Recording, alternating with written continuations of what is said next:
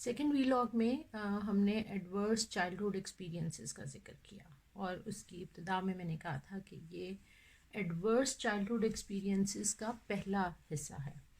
तो इसलिए मेरा ज़्यादा फोकस रहा उन चीज़ों पर जो घर में होती हैं और उस तरह के एडवर्स चाइल्डहुड एक्सपीरियंसेस जो मोस्टली घरों के अंदर या घरों की सराउंडिंग्स में होते हैं।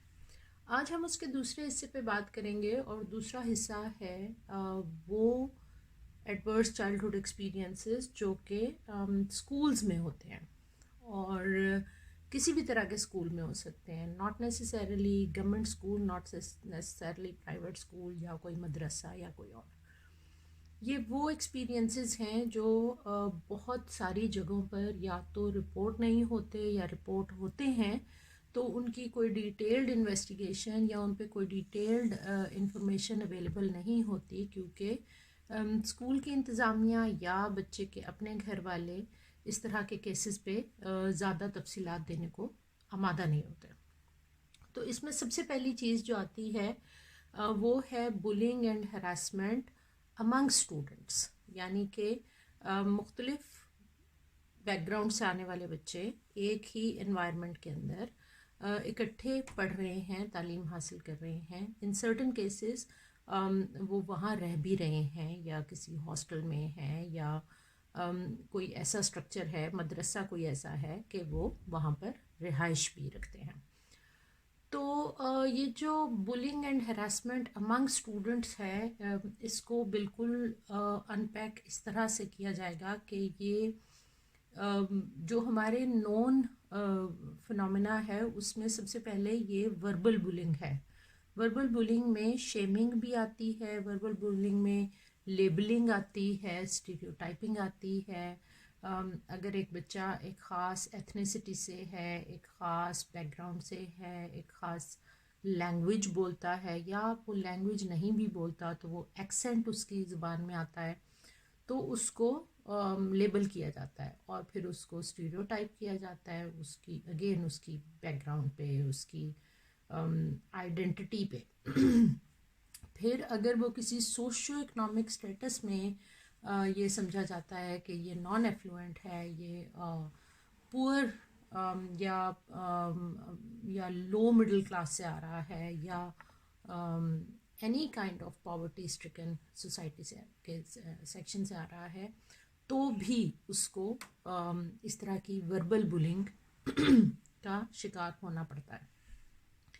ये जो अर्ली ईयर्स ऑफ स्कूलिंग हैं जो कि most of the cases in Pakistan शुरू होते हैं कोई 5-6 साल की उम्र से और अर्बन सेटिंग्स में अब आप देखें तो ये काफ़ी अर्ली भी शुरू होते हैं। ये 3 साल की उम्र से 4 साल की उम्र से भी शुरू होते हैं अर्ली ईयर स्कूलिंग और यहाँ से लेके प्राइमरी स्कूल तक यानी 10 से 12 साल की उम्र तक। ये मैंने अपनी पहली कॉन्वर्सेशन में भी कहा कि ये वो एज है जिस वक्त ना बच्चा बिल्कुल एक स्पॉन्ज की तरह चीज़ें एब्जॉर्ब कर रहा है और उसकी बिहेवियरल डायनामिक्स और उसके साइकोलॉजिकल अपब्रिंगिंग इस वक्त ये बेसिक ट्रेसेस मार्क कर रही है और जो कुछ वो इस एज में सीखेगा उसका वन और द अदर रिस्पॉन्स या रिएक्शन वो अपने टीनेज में शो करेगा। तो ये जो 10 से 12 साल तक की उम्र है, यहाँ तक अगर किसी भी तरह की वर्बल बुलिंग जिसमें उसको कॉन्टिन्यूसली चाहे बॉडी शेमिंग की जाए, चाहे उसकी किसी भी करैक्टरिस्टिक की वजह से उसको बार बार तज़हीक का निशाना बनाया जाए या उसको ऐसे अल्फाज से बुलाया जाए, पाकिस्तानी माशरे में बहुत बहुत ज़्यादा कॉमन है।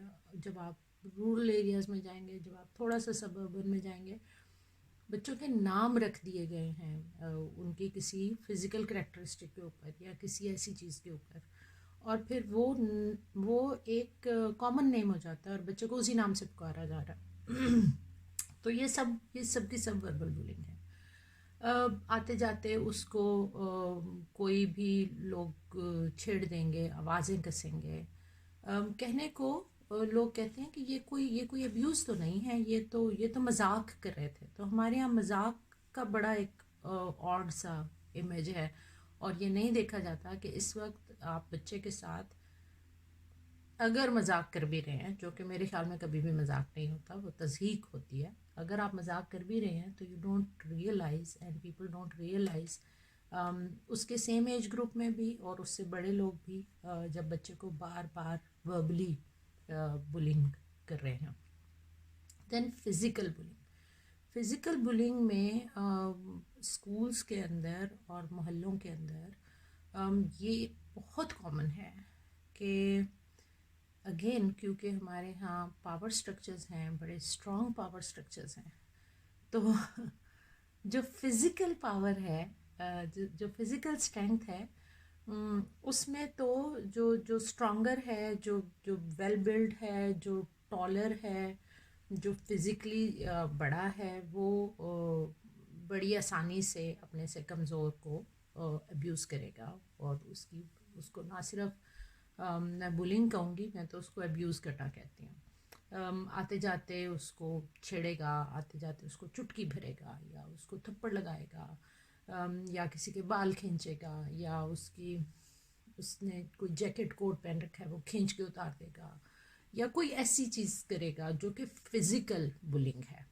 और फिर वो एक बच्चा दूसरे बच्चे से कर रहा है, या वो 2-3 बच्चे मिलके एक बच्चे के साथ कर रहे हैं, and rest of the group is either laughing, or even if they feel bad they do not intervene, क्योंकि उनको लगता है कि ये ताकतवर हैं और ये हमसे स्ट्रॉन्गर हैं, तो ये हमारे साथ भी ऐसा ही करेंगे, इसलिए ये होता चला जाता है। फिर ये जो वर्बल बुलिंग है और ये जो फिज़िकल बुलिंग है, ये इमोशनल हार्म भी दे रही है, ये सिर्फ फिज़िकल हार्म नहीं दे रही है। ऑब्वियसली अभी हम उसके ऊपर और बात करेंगे। उस इमोशनल हार्म से बचने के लिए इंडिविजुअल, वो बच्चा एक सेल्फ डिफेंस का मैकेनिज़्म यूज़ करेगा, और वो होगा सेल्फ एक्सक्लूजन या आइसोलेशन। ये है कि वो खुद को लोगों से काटेगा और अलग कर लेगा, और वो आइसोलेशन में जाता जाएगा। आप ऐसे बच्चों को देखते हैं और आप कहते हैं ये जैसे जैसे बड़ा हो रहा है ये अकेले रहना पसंद करता है, ये अकेले रहना पसंद करता है, या ये अकेले रहना प्रेफर कर रहा है because of all of these reasons. और फिर ये तमाम चीज़ें अपनी जगह हो रही होंगी। और एक जो हमने जिस पे बात करना बहुत मुद्दतों तक हमने बैन किए रखा, वो है सेक्सुअल हरासमेंट।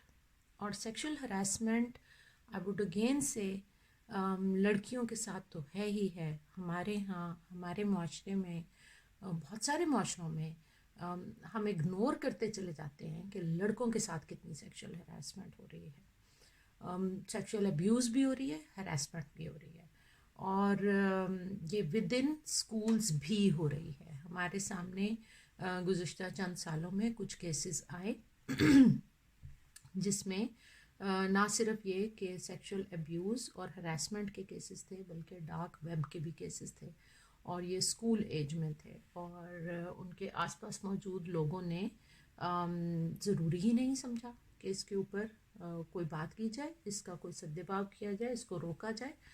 जिन बच्चों के साथ ये हो गुज़रता है, उनके वालिदैन, again as I said in the beginning, वो इस पर ज़्यादा तफसीली बात ही नहीं करना चाहते। Then comes between students and teachers. जब हम बिटवीन स्टूडेंट्स एंड टीचर्स जाते हैं तो अब एक सिर्फ फिज़िकल पावर स्ट्रक्चर नहीं है, सिर्फ फिज़िकल स्ट्रेंथ का मामला नहीं है। अब ये हो जाता है कि वो सोशल स्ट्रक्चर में ज़्यादा पावरफुल है जो टीचर है, और टीचर के पास अथॉरिटी है, टीचर के पास एक पोजीशन है जिसकी वजह से वो मुकम्मल तौर पे इसका फ़ायदा उठा सकता है। वो बच्चे को डांट सकता है, वो बच्चे को मार सकता है, वो बच्चे को सज़ा दे सकता है। और अगर वो बच्चे के साथ ऐसा कोई भी अदरवाइज अब्यूज़ भी करता है, तो बच्चा अपने आप को इस पोजीशन में नहीं समझता, और बच्चा अपने आप को स्ट्रेंथ के, सोशल स्ट्रेंथ के उस लेवल पे नहीं समझता, इतना एम्पावर्ड नहीं समझता कि वो आवाज़ उठाए, वो इनकार करे या वो किसी को रिपोर्ट करे। You can not imagine the state of that child जो अब्यूज़ हो रहा हो वर्बली, फिजिकली या सेक्सुअली, किसी टीचर से, किसी ऐसे शख्स से जिसको इदारे ने, मुआशरे ने, घराने ने एक इज्जत के मकाम पे रखा हुआ है और वो बच्चा बोल ही नहीं पाता। ये चाहे तो जनरल स्कूल्स की बात हो, चाहे तो रिलीजियस स्कूल्स की बात हो, हमने टीचर का बड़ा मकाम है, टीचर का बड़ा एहतराम है, टीचर की बड़ी इज्जत है, ये सारा नैरेटिव बिल्ड करते करते इतना एक्स्ट्रा ऑर्डिनरी कर दिया कि पेरेंट्स और बच्चे अगर बताना भी चाहें तो उनको शन कर दिया जाता है और वो अपने ही घर से या उस स्कूल से या उस मोहल्ले से उन पे लान तान की जाती है कि ख़बरदार तुमने उसके बारे में ऐसी कोई बात की। और बच्चा तो ऐसी पोजीशन में खुद को बिल्कुल पाता ही नहीं है। एक और चीज़ जिसका यहाँ पे तज़किरा बहुत ज़रूरी है, जब हमने कहा कि बुलिंग है, हरासमेंट है, अब्यूज़ है, एक है डिस्क्रिमिनेशन। डिस्क्रिमिनेशन ये है कि हमारे यहाँ प्राइवेट स्कूल्स में भी, पब्लिक स्कूल्स में भी, जहाँ मल्टीपल एथनिसिटी है, जहाँ मल्टीपल कल्चरल बैकग्राउंड से लोग आ रहे हैं, वहाँ मल्टीपल रिलीजियस बैकग्राउंड से भी लोग आ रहे हैं, चाहे तो वो एक ही मज़हब के डिफरेंट सेक्ट्स हों या वो डिफरेंट रिलीजन्स की बैकग्राउंड से आ रहे हैं। ये वो बच्चे हैं जो तादाद में कम पाए जाते हैं। जब हमारे मुल्क की पॉपुलेशन बताई जाती है 95-96% Muslims, okay fine, then schools में भी इसी तरह के पॉपुलेशन डायनामिक्स है ना। फिर उसके अंदर माइनॉरिटी से आने वाले बच्चे, रिलीजियस माइनॉरिटी से आने वाले बच्चे किस किस तरह से ना सिर्फ ये कि बुली हो रहे हैं बल्कि डिस्क्रिमिनेट हो रहे हैं। टीचर्स उनके साथ बात करते हुए क्या टोन, क्या तरीका इख्तियार करते हैं, बाकी बच्चे उनको अपने सोशल ग्रुप का हिस्सा बना रहे हैं या नहीं बना रहे हैं, उनको छेड़ना, उनको आवाज़ें लगाना, उनको बुली करना एक अलग बात है, लेकिन सोशल एक्सक्लूजन और बाइकॉट और उनसे अलग उनको ट्रीट करना, या टीचर का पढ़ाते पढ़ाते किसी एक रिलीजियस कम्युनिटी की तरफ कोई ऐसी बात कर देना रिगार्डलेस ऑफ दिस कि यहाँ मल्टीपल बैकग्राउंड के बच्चे बैठे हुए हैं।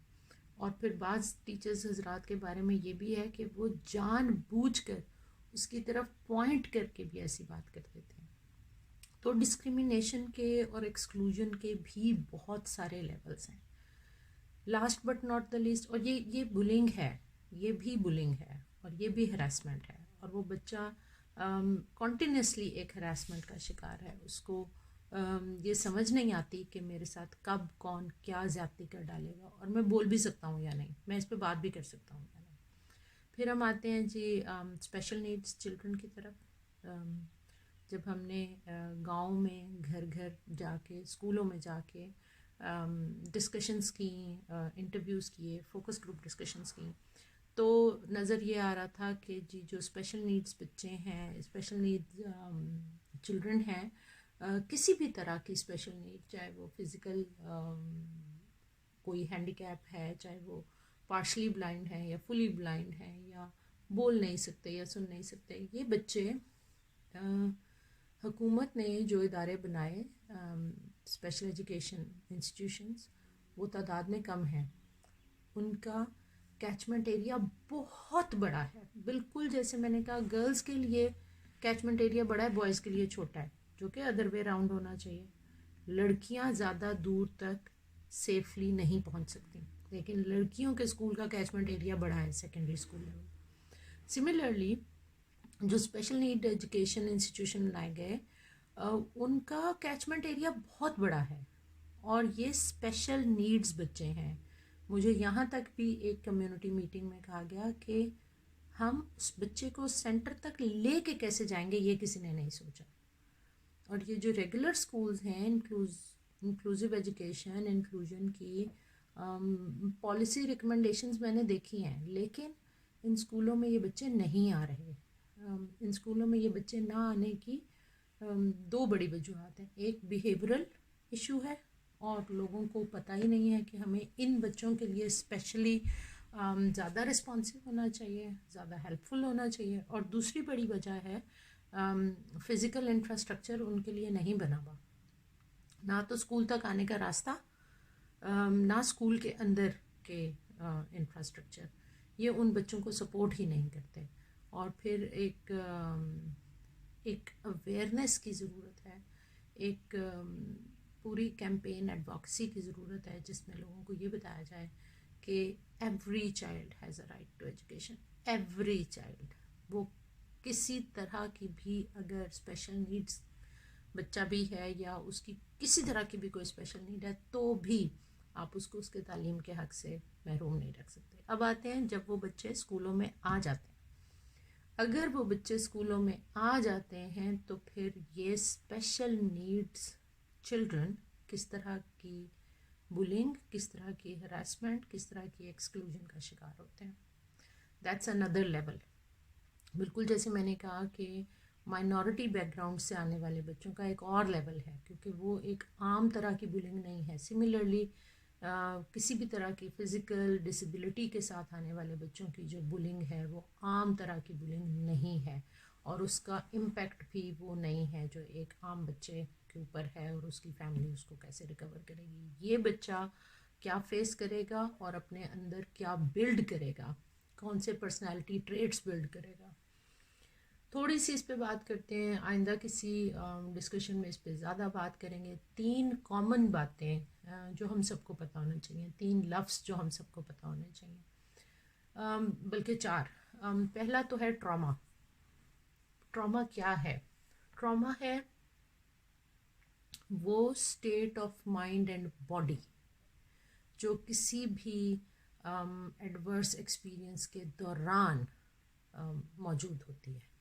एक बच्चे का की जहनी कैफियत और एक बच्चे का बॉडीली पूरा मैकेनिज़्म, उसका ब्लड प्रेशर भी है, उसका हार्ट रेट भी है, उसका सब कुछ, वो जो बॉडीली उसकी उस वक्त की स्टेट है, वो स्टेट ऑफ माइंड और वो बॉडीली स्टेट, वो एक ट्रॉमा है। जब वो ऐसे किसी भी एक्सपीरियंस से गुज़रता है, उसके घर वाले उसको किसी तरह का अब्यूज़ कर रहे हैं या वो घर में अब्यूज़ होता हुआ देख रहा है, उसकी सोसाइटी, उसका मोहल्ला, उसका नेबरहुड उसके साथ क्या ट्रीट कर रहा है, या वो होता हुआ देख रहा है, वहाँ पे क्राइम देख रहा है, वहाँ अल्कोहलिज्म देख रहा है, वहाँ एडल्ट्स को एडल्ट्स के साथ अब्यूज़ करते हुए देख रहा है, आए दिन गली मोहल्ले सड़क पे झगड़ा देख रहा है, ट्रैफिक में एक दूसरे के साथ शदीद किस्म का इरेगुलर बिहेवियर और बदतमीज़ी देख रहा है।